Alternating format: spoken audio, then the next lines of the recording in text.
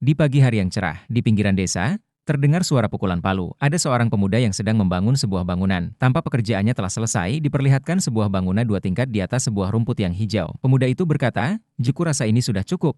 Pemuda itu pun memejamkan kedua matanya sambil bergumam, "Di akhirnya, aku sudah punya restoran sendiri." Ternyata pemuda ini sedang membangun sebuah restorannya sendiri, dan dia ternyata merupakan archmage tingkat 9. Ellison.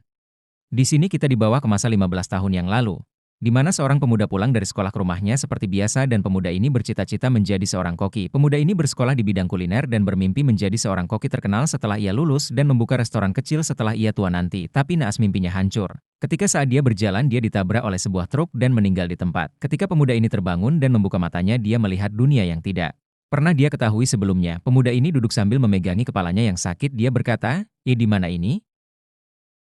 Saat dia melihat di sekelilingnya dia paham bahwa ia berada di dunia lain dan sekarang situasinya sekitarnya sedang tidak damai. Ketika pemuda ini melamuni dirinya yang berada di dunia lain, terdengar suara memanggil dirinya. "Hei!" Ada seseorang yang memanggilnya sambil memegang bahunya. "Hei, kuatkan dirimu. Kalau kau tertinggal saat evakuasi, kau bisa mati di sini," kata pria itu. Pemuda itu masih tampak kebingungan tapi ia akhirnya mengikuti orang tersebut dan berkata, "Di tempat ini. Di mana kita berada?" Orang itu pun menjawab, apakah kau dari luar kota? Tampaknya pakaianmu cukup unik." Kemudian orang itu melanjutkan bicaranya, "Tempat ini adalah kota Grake yang terletak di pinggir Kekaisaran Luverne. Naga Merah. Tidak disangka kejadian ini juga akan menimpa area pelosok seperti ini," kata orang itu.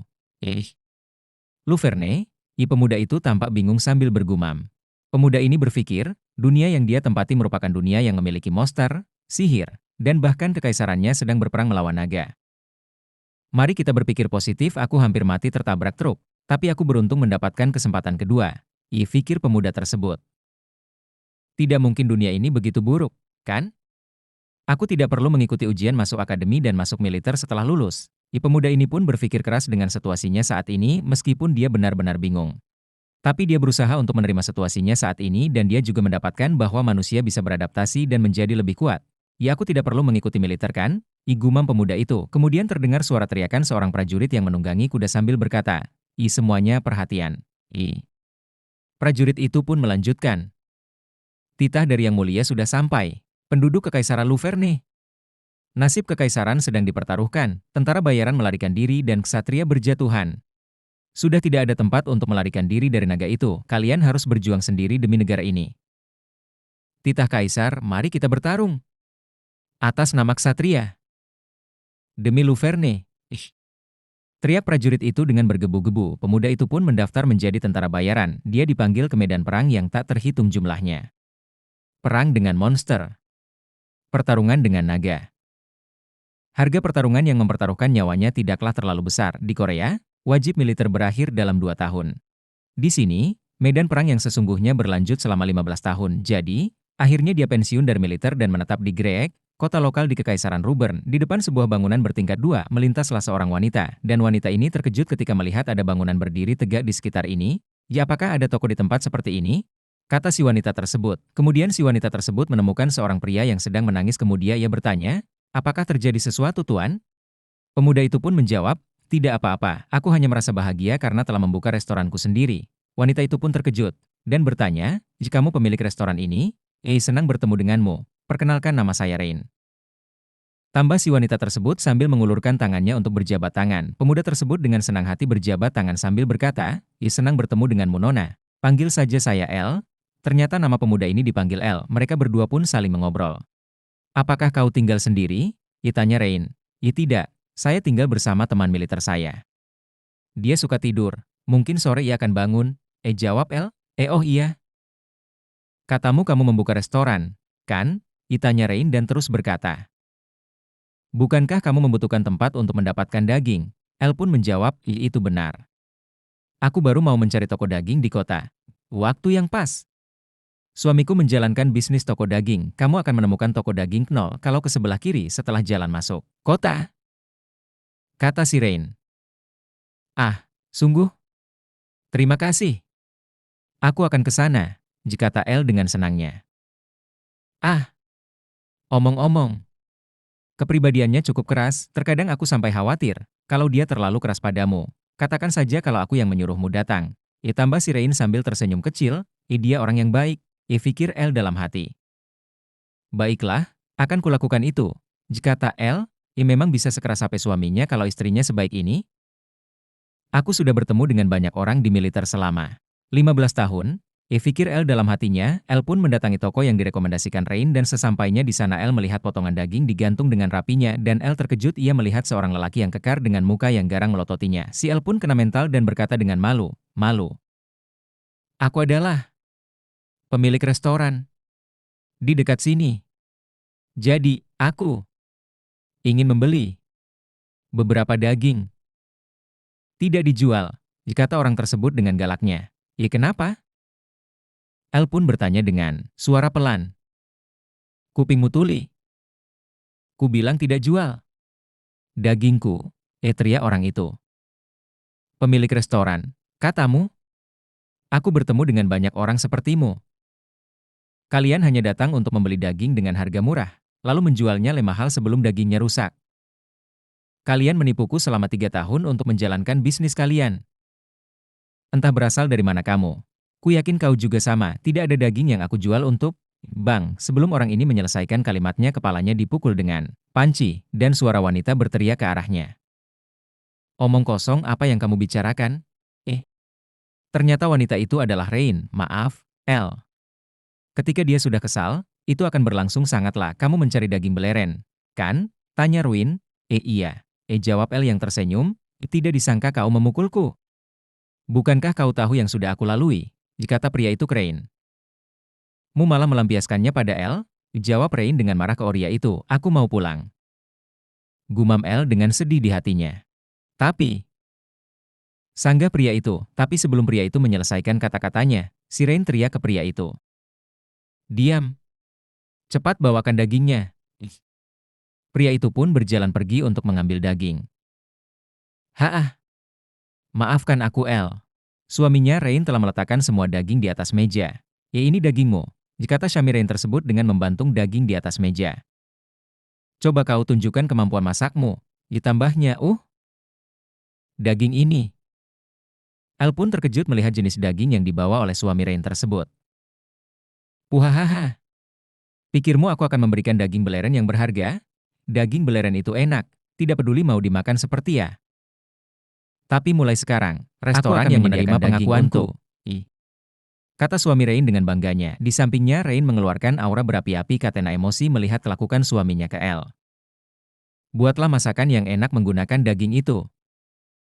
Kalau kau tidak bisa memuaskanku, jangankan daging, kau bahkan tidak akan mendapatkan lemak sedikit pun," kata suami Rain dengan bangga. Pria ini gak tahu kalau Rain saat ini sedang marah dan bersiap buat memukul kepalanya dengan panci. "Seleraku cukup tinggi, jadi persiapkan dirimu. Akan lebih baik kalau kau mempersiapkannya dengan matang. Apa kau mendengarkanku?" teriak Tuan Knoll dan melanjutkan bicara. "Hoho, kau merasa takut, ya? Kita lihat masakan enak apa yang bisa kau bikin." "Bukankah itu berlebihan?" jawab El. "Jangan khawatir, dia orang yang baik, abaikan saja yang dia ke El." Tidak disangka dia melakukannya sampai segininya. Kata Rain ke El, "Oh tidak. Aku akan memasakkan kalian makanan dengan daging ini." Kata El, "Apa?" Rain terkejut mendengarnya. "Datang saja bersama Tuan Knoll ke restoranku nanti malam. Aku akan mempersiapkan makanannya." Kata El, "Dengan daging itu?" Seru Rain yang tercegang. "Tinggalkan daging itu, aku akan memberimu daging beleren." Tambah Rain, "Ini sudah cukup. Kuyakin aku bisa memasak hidangan yang enak dengan daging ini."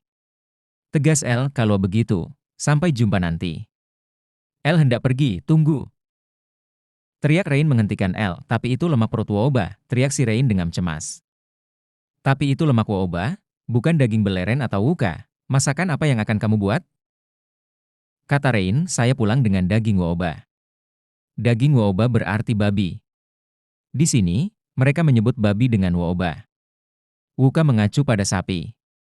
Dan beleren adalah daging monster jenis serigala. Itu adalah daging monster yang paling populer. Dagingnya tidak berbau amis dan bertekstur kenyal. Daging monster beraroma unik seperti itu lebih populer daripada daging babi atau sapi di dunia ini. Ada banyak pemburu profesional. Namun, sulit untuk mendapatkannya di daerah pedesaan ini karena jarang tersedia di sini. Oleh karena itu, menjalin hubungan dagang dengan tukang daging ini cukup penting. Saya menyiapkan masakan segera setelah kembali ke toko. Pasangan itu akan segera datang, woba belly berarti perut babi. Hidangan ini penuh dengan jiwa saya, penuh dengan kenangan dari kampung halaman saya. Daging woba di sini mengandung lemak 2 kali lebih banyak daripada daging babi modern. Mungkin itu sebabnya daging ini kurang populer. Namun, jika Anda membuang semua lemaknya, rasanya malah akan semakin buruk.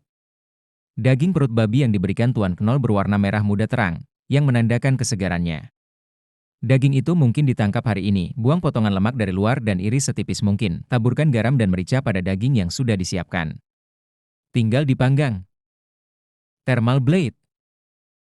Kata L, ada caranya sendiri dalam menggunakan setiap sihir. Thermal blade. Sihir khusus yang dapat membelah tubuh monster menjadi lebih dari 100 juta keping dengan satu serangan.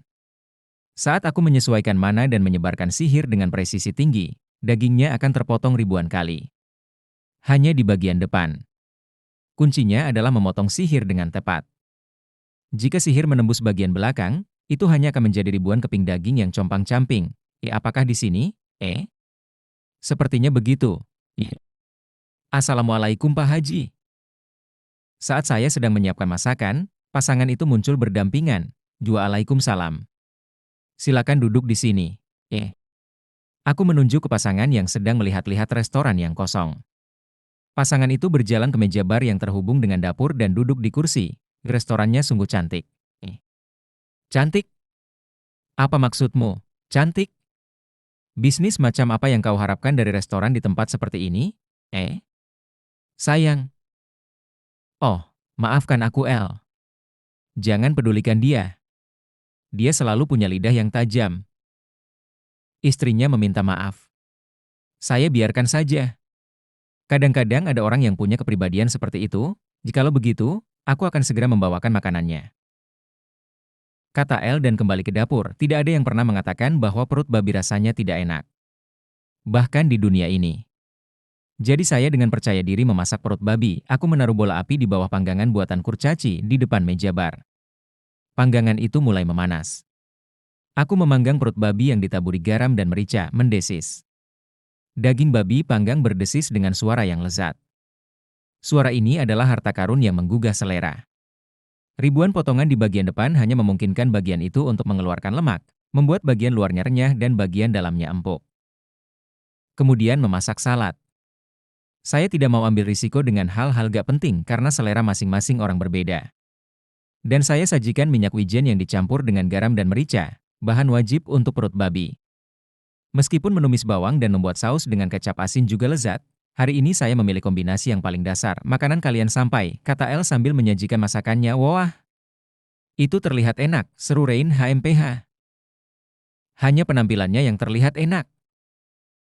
Celetus Tuan Knoll, mereka pun mencoba memakan masakan El. Wow, ini perut babi? Ya, itu benar. Bagaimana bisa begitu renyah dan lembut di saat yang sama, memberikan rasa yang lezat namun menyegarkan? Bahkan jika rasa api itu berasal dari sihir, ini tidak bisa dipercaya. Enak sekali rasanya. Baru setelah menghabiskan piringnya, Tuan Knoll mulai membuat keributan sambil menatapku. Hei, beri aku lebih banyak. Lebih banyak. Lebih banyak lagi. Daging yang kuberikan padamu pasti lebih dari ini, kan? Gelebuk, kepala Tuan Knoll dipukul oleh Rain dan berkata, jikalau kau mau nambah tinggal bilang. Cih, benar juga. Kau lulus. Kau lulus. Sebutkan saja daging apa saja. Kecuali yang tidak bisa kuambil, aku akan memberimu semuanya. Hahaha. Beri aku lebih banyak daging. Tuan Knoll berteriak keras dan mulai meminta lebih banyak daging babi. Air liur menetes dari mulutnya. Tatapan matanya seperti predator yang mengincar mangsanya. Dia, ya, itu akan datang. Saya menjawab sambil tersenyum dan meletakkan semua daging yang tersisa di panggangan. Halo teman-teman, terima kasih sudah menonton di channel saya. Dukungan Anda sangat berarti bagi saya agar tetap semangat membuat video-video terbaru. Jadi jangan lupa di-subscribe, like, dan komen ya. Teman-teman, salam sehat selalu bagi Anda dan keluarga.